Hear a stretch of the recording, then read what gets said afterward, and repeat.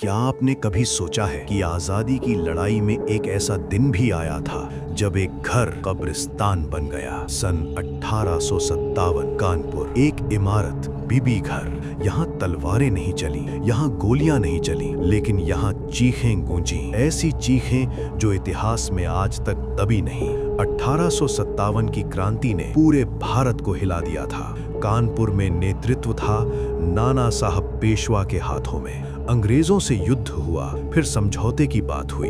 अंग्रेजों ने शहर छोड़ने का वादा किया, लेकिन इस संघर्ष का सबसे भयावह अध्याय अभी बाकी था। युद्ध में अंग्रेज पुरुष मारे गए और जो बचे उनकी महिलाएं और बच्चे कानपुर के एक भवन में कैद कर दिए गए। इस भवन का नाम था बीबी घर। कमरे छोटे थे, हवा भारी थी और बाहर बदले की आग धीरे धीरे भड़क रही थी। हर बीतता दिन एक ही सवाल पूछता था, क्या हम जिंदा बचेंगे? 15 जुलाई 1857, वो दिन जिसने इंसानियत को कटघरे में खड़ा कर दिया। एक आदेश आया, कोई मुकदमा नहीं, कोई दया नहीं। दरवाजे खुले, लेकिन आजादी के लिए नहीं। हथियार उठे और उन निहत्थों पर टूट पड़े। औरतें, बच्चे, किसी को नहीं छोड़ा गया। खून इतना बहा कि जमीन लाल हो गई, और जब सब कुछ शांत हुआ तो शवों को पास के एक कुएं में फेंक दिया गया। वही कुआं जो बाद में जाना गया मौत के कुएं के नाम से।